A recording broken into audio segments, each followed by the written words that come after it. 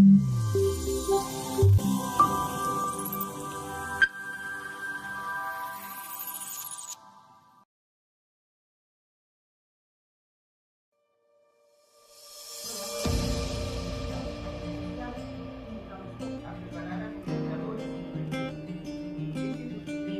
camarógrafo, al fotógrafo.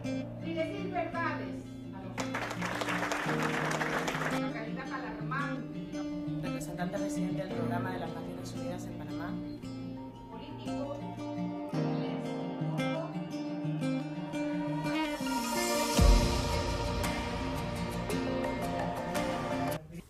Palabras, palabras, palabras.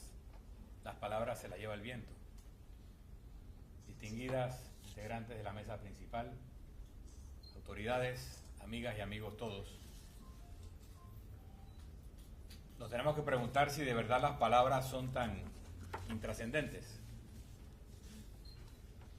Si leemos la Biblia, el relato de la creación, vemos que señala que Dios dijo, hágase la luz, y la luz se hizo. De hecho, la creación es obra de la palabra. El verbo es lo que produce la creación. Asimismo, la palabra de un presidente de un país nuclear puede ordenar el inicio de una hecatombe. Da la orden, dispárense los cohetes. Un demagogo puede producir un genocidio. Calumnia, calumnia, que algo queda. Una mentira repetida 1000 veces se acepta como verdad. Entonces las palabras pueden producir vida y creación y también pueden producir muerte y destrucción, solo con las palabras.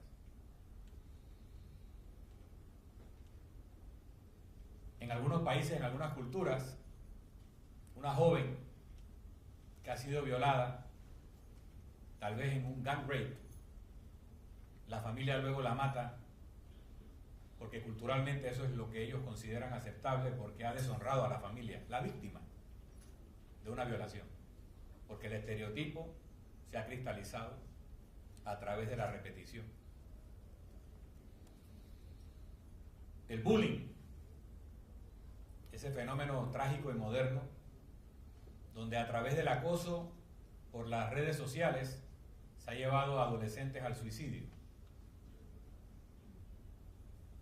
o a escapar de su familia, de su casa, de sus amistades, por las palabras, por el uso de imágenes que los humillan o las humillan. La construcción de prejuicios a través de la información o de la desinformación. La construcción de sospechas hacia la otredad, hacia el otro o la otra, lo extraño, lo desconocido, que luego busca justificar la agresión, la destrucción, la humillación, el sometimiento. Palabras, palabras, palabras. El Ministerio de Gobierno tenía una dirección que se llamaba la Dirección de Medios de Comunicación Social. Algunas de sus atribuciones hoy en día las hace la ACEP, pero la dirección estaba allí. Nosotros le cambiamos el nombre y ahora se llama Dirección de Promoción de la Libertad de Expresión y la dirige la licenciada Clara Luna, que está aquí con nosotros. Y entendemos que tenemos que promover la libertad de expresión, que es mucho más que la libertad de prensa. La libertad de prensa es la libertad de los dueños de medios de comunicación de publicar o no publicar lo que les dé la gana y luego hacerse responsables por lo que publican. Pero la libertad de expresión es una libertad fundamental, es un derecho humano que tenemos todos de decir lo que pensamos, lo que sentimos, lo que creemos.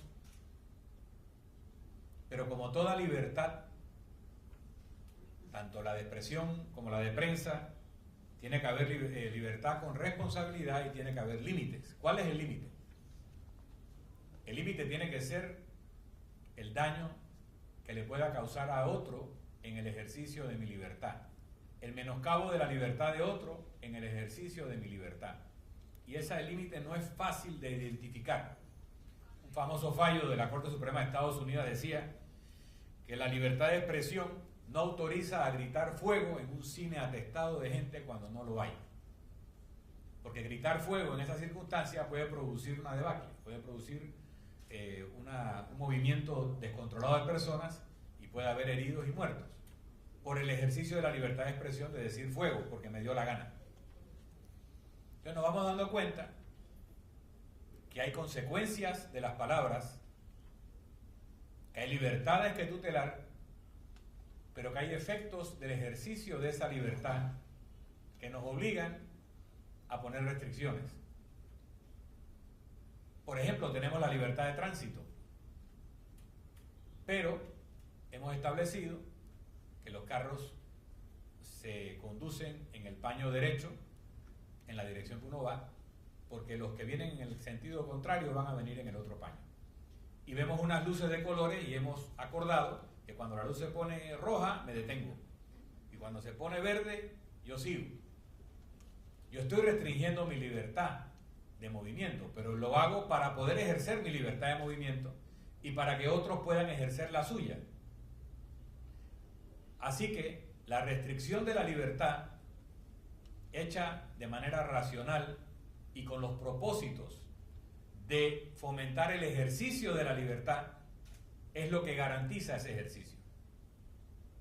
Y el gran reto de la sociedad y del gobierno es encontrar ese equilibrio, ese balance entre la libertad y la responsabilidad, entre mi libertad y tu libertad.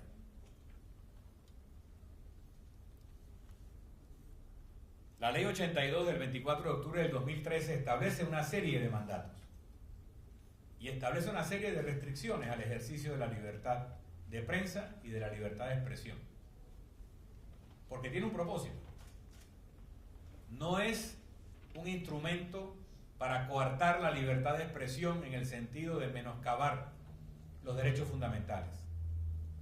Son restricciones que buscan que a través de la comunicación no se perpetúen prejuicios, no se generen esquemas que luego afecten otros bienes humanos, otros derechos humanos a tutelar, como el bien de la vida, la integridad física, y otros que pueden ser afectados por un abuso de la libertad de expresión. Y es que el abuso de la palabra nos lleva a lo que Hannah Arendt llamó la banalización del mal. Nos lleva a aceptar como algo de poca importancia lo que son realmente actos terribles. Y Hannah Arendt, cuando lo decía, se refería a la total impavidez con la que un soldado nazi podía atravesar el vientre de una mujer encinta con una bayoneta y matarla a ella y a su bebé, y luego seguir caminando y tomarse un café. Era devaluar absolutamente a la persona y al principio de la vida, porque esa persona no era persona, era cosa. Y la cosa se podía maltratar o destruir, y eso no era importante. La cosificación de la mujer o de otros sectores que son discriminados se hace a través de la palabra primero. Se hace a través de la perpetuación de patrones culturales para que pensemos que eso es lo normal. Y pensando que eso es lo normal, entonces violamos esos derechos y atropellamos a esas personas y ni siquiera reconocemos que son personas. El abuso de la palabra también da pie al discurso del odio, que va construyendo el escenario para esa violencia. Primero, asesinamos moralmente a la persona. Y luego la podemos asesinar físicamente porque no estamos matando a alguien, sino destruyendo una cosa detestable. Pero al mismo tiempo, y en otros momentos, fue la valiente palabra la que nos hizo evolucionar y cambiar. La palabra que decía, y a pesar de todo se mueve. Epur se mueve.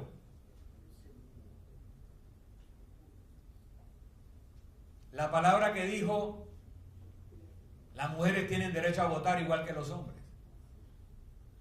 La palabra que dijo, los negros somos tan personas como los blancos. Esa palabra que destruyó paradigmas es una palabra de libertad. Y el gran reto, nuevamente lo planteo, es cómo distinguir la palabra liberadora, la palabra creadora, aunque destruye instituciones establecidas, de la palabra que humilla, la palabra que cosifica, la palabra que justifica el asesinato moral, o el asesinato físico, o el sometimiento de personas con igual dignidad que quienes emiten esa palabra.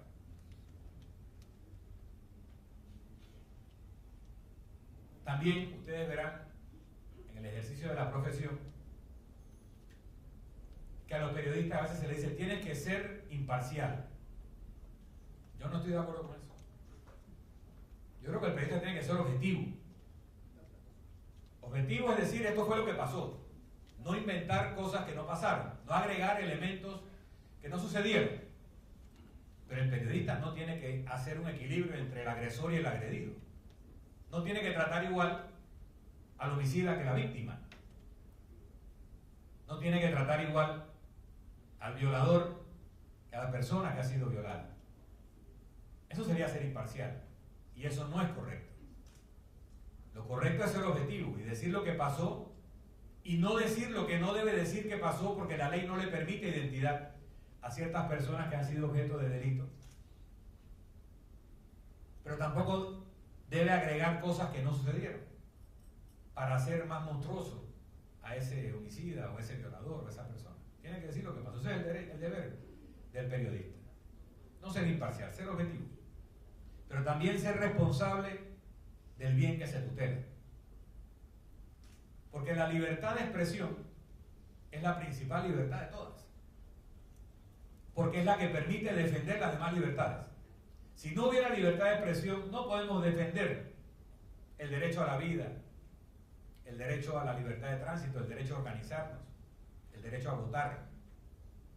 Ese derecho se defiende principalmente desde la libertad de expresión.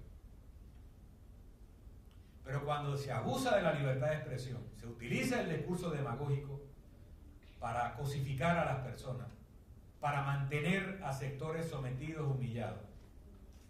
Entonces, se está abusando del derecho a la libertad de expresión. Y tenemos derecho a exigir que no se abuse del mismo, para tutelarlo. Nos toca a nosotros hacer un reglamento en el Ministerio de Gobierno. ¿Qué problema nos han echado con eso? Y tenemos la esperanza de que este seminario y otros ejercicios que estamos promoviendo desde el Ministerio de Gobierno nos dé luz para producir una reglamentación que equilibre el derecho a la intimidad, el derecho a la dignidad de la persona, con el derecho a la libertad de expresión, para que tengamos el acceso a la información pertinente para la sociedad, pero no se abuse de ese mecanismo por rating o por cualquier otra consideración subalterna y banal para destruir, para humillar, ni para cosificar a nadie. Muchas gracias por estar aquí, muchas gracias por cooperar con el Ministerio de Gobierno y muchas gracias por las conclusiones que estoy seguro que nos van a regalar después de esta interesante jornada. Muy buenas tardes. Me pidieron que intente responder a la pregunta sobre la importancia de la comunicación para la igualdad de género y no es una respuesta fácil, así que bueno, voy a tratar de ir desarrollándola. Hay muchos aspectos en juego que complejizan el tema. En algunas cuestiones me voy a reiterar con los discursos precedentes que fueron muy buenos y apuntaron a algunos de los ejes centrales de la cuestión. Si pensamos el tema desde un punto de vista teórico, es evidente que la desigualdad de género que observamos a diario, violaciones, feminicidios, brecha salarial, entre otras, o sea, las desigualdades más de tipo material que todas las personas estamos acostumbradas a ver, no podrían perpetuarse y reproducirse sin la naturalización de patrones de conducta estereotipados y sexistas que se apoyan en prácticas culturales. Con lo cual es fundamental deconstruir esta violencia simbólica para iniciar el camino de desmadejamiento de las desigualdades materiales. Sin embargo, si el tema lo analizamos desde las prácticas que se han desarrollado en los últimos 20 años, tanto desde los estados como desde los organismos de cooperación e incluso desde los movimientos de mujeres y de género, la comunicación no se nos aparece como un elemento tan relevante para el logro de la igualdad. Han sido puestos sobre la escena de debate otros temas vinculados a la igualdad considerados prioritarios y más relevantes que la comunicación. Por ejemplo, la misma violencia, la discriminación, los derechos sexuales y reproductivos, la participación política o la pobreza, entre otros. Dice Margaret Gallagher, especialista europea en comunicación y género, que parte de la responsabilidad de esta poca consideración de la comunicación como actor clave en la lucha por la igualdad es de las mismas especialistas e investigadoras en comunicación y género que no hemos hecho lo suficiente por traer los temas de comunicación y medios al corazón de la estrategia feminista. Esto puede ser cierto en relación al movimiento de mujeres y de género, que no ha sido lo suficientemente permeado y sensibilizado sobre la centralidad de las prácticas culturales y simbólicas en la reproducción de las desigualdades. Podemos preguntarnos, ¿es lo suficientemente evidente que hay un vínculo entre los feminicidios y la objetivación sexual de las mujeres? Que si consideramos que lo femenino y sus prácticas conforman el espacio de la subalternidad, ¿será más fácil valorar como desechables y prescindibles a quienes las encarnan? No, es claro que esto no es evidente, porque si no habría un compromiso prioritario de las organizaciones de mujeres y de género con la deconstrucción de la violencia simbólica y de los patrones socioculturales sexistas. Pero a la vez no podemos dejar de considerar otro elemento, y es que uno de los ámbitos fundamentales en el que debería plasmarse la deconstrucción de la violencia simbólica es el de los medios de comunicación, un espacio refractario históricamente a la crítica de contenidos. Por tanto, todos los análisis que desde el feminismo se han desarrollado en los últimos 40 años, cuestionando la forma en que los medios representan lo femenino, han sido rechazados. Desde el movimiento de mujeres se elaboraron estrategias diversas, que fueron desde la crítica a los medios a la construcción de medios propios y alternativos, y de indicadores que pudieran medir en un lenguaje cuantitativo y racional aquello que duele, que es que la valoración mediática, al igual que la de la sociedad en general, no es la misma si nuestra identidad de género es femenina, masculina o trans, o si nuestra orientación sexual es heteronormativa, homosexual o bisexual. Las empresas de medios rechazaron estos argumentos o los desestimaron, amparándose mayormente en el derecho a la libertad de expresión, un derecho fundamental que quienes comunicamos tenemos en alta estima, pero que quienes hacemos un análisis feminista de los medios sabemos que ha sido una barrera para avanzar en una agenda más igualitaria en los medios de comunicación. La libertad de expresión es central para el desarrollo y robustecimiento de nuestras democracias, pero también lo es el derecho a la igualdad y a la no discriminación de quienes las integran. Un segundito.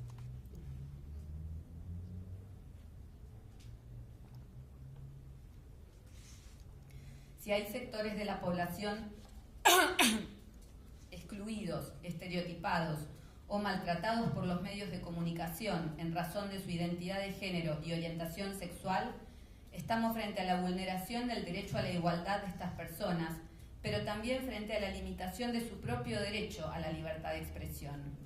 La libertad de expresión debe ser plural y diversa. No se trata solo de que la gocen quienes tienen la palabra y la propiedad de los medios de comunicación, sino que en esos medios circulen el discurso y la voz en forma amplia.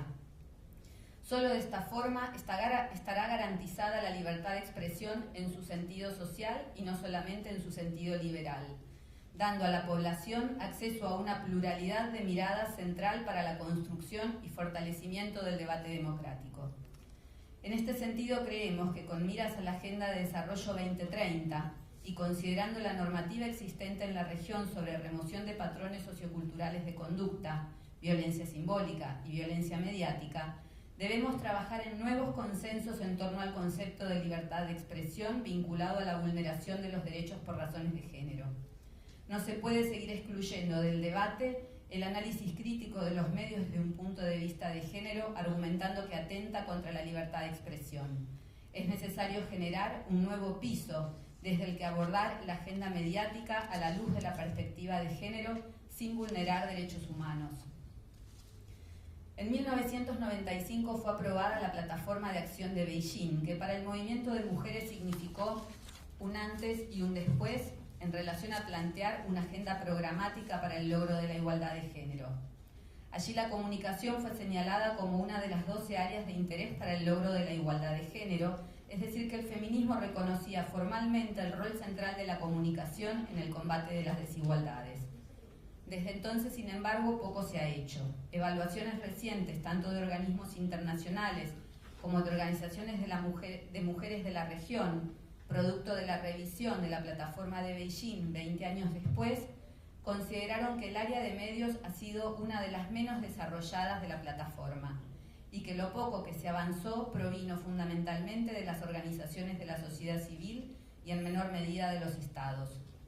La Plataforma de Acción de Beijing interpelaba con estrategias y acciones a todos los sectores comprometidos en el tema: sociedad civil, gobiernos, agencias de cooperación y empresas de medios, tanto de contenidos como de publicidad. En los últimos años en nuestra región hemos visto acciones desarrolladas desde las organizaciones de la sociedad civil, redes de periodistas especializadas en temas de género y en menor medida sindicatos, asociaciones profesionales, universidades y estados. Estos esfuerzos intentaron incidir en la agenda mediática de dos maneras, acorde a lo propuesto en Beijing: mejorando las representaciones mediáticas y promoviendo estrategias para la democratización de las redacciones, donde hay un predominio de presencia masculina, particularmente en cargos técnicos y jerárquicos. Desde los estados ha habido algunos avances, fundamentalmente en términos normativos, en aquellos países como Panamá y otros de la región que aprobaron legislaciones tendientes a abordar las formas simbólicas y mediáticas de la violencia. En la mayoría de los casos, estas leyes lamentablemente no han sido lo suficientemente desarrolladas hasta el momento.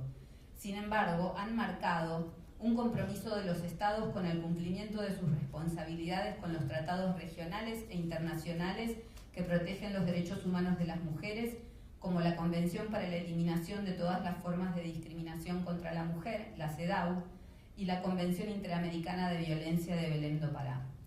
En forma paralela y con vistas a la Agenda de Desarrollo 2030, organismos internacionales han lanzado propuestas para comprometer a los estados y a las a las empresas de medios y a la sociedad en general con la idea de que la comunicación es una herramienta central en el logro de la igualdad de género. Alton Grisel, coordinador de la Alianza Medios y Género liderada por UNESCO, señalaba a fines del 2015: hay una urgencia por hacer sonar la trompeta del cambio, por desbloquear el rol de la mujer en los medios de comunicación y en la tecnología. Esto es un arma secreta para acelerar el logro de otros objetivos de desarrollo vinculados a la igualdad de género. Sin los medios de comunicación será más difícil para las mujeres abogar por sus derechos.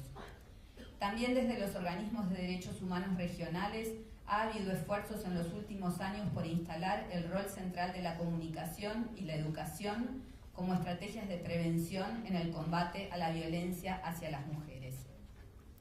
Si existe un registro de que la comunicación es un área importante para el logro de la igualdad y a la vez en los últimos años se han sumado esfuerzos de los estados y las agencias de cooperación a las acciones que ha venido manteniendo en los últimos años la sociedad civil, ¿qué falta para que la sociedad en su conjunto asuma esta responsabilidad? Un actor clave, como señalábamos antes, son las empresas de comunicación a las que se intenta convencer desde diferentes instancias y estrategias de la importancia de que sumen esfuerzos en la lucha por la igualdad, apelando a la responsabilidad social de las mismas. Otro actor considerado clave en esta etapa es la ciudadanía, particularmente en una era de derecho a la comunicación, en la que los derechos protegidos por la libertad de expresión, como decíamos antes, son fundamentalmente los de las y los ciudadanos que merecen recibir una pluralidad de voces y ejercer su derecho a denunciar los contenidos discriminatorios y reproductores de las desigualdades. La ciudadanía comunicativa que se promueve en esta etapa es que las personas que son titulares del derecho a la comunicación tengan la posibilidad de reclamar por su cumplimiento.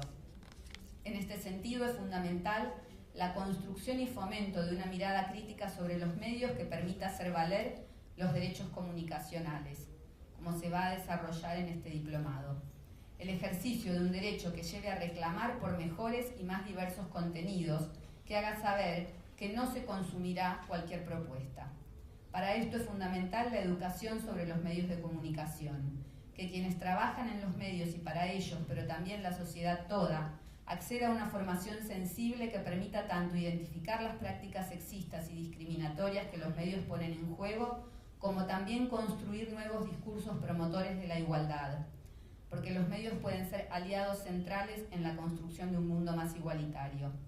Una comunicación al servicio de la igualdad de género se construirá con diversos elementos: compromiso de los Estados con los acuerdos regionales e internacionales de derechos humanos que impliquen políticas de género y comunicación activas, sensibilidad y mirada crítica desde la ciudadanía para hacer valer los derechos comunicacionales, formación desde los ámbitos académicos para colaborar en la construcción de esa mirada crítica y en piezas comunicacionales comprometidas con los derechos humanos y a la vez atractivas y generadoras de interés para las audiencias, y políticas de autorregulación y compromiso de parte de las empresas de contenidos y publicidad con los derechos humanos de las mujeres y los colectivos de la diversidad. La comunicación, sin duda, es una pieza central en el logro de la igualdad de género, pero se necesitan fuertes compromisos de toda la sociedad para hacerla efectiva. Les deseo en el proceso que tienen por delante que estos compromisos en Panamá se cumplan. Muchas gracias.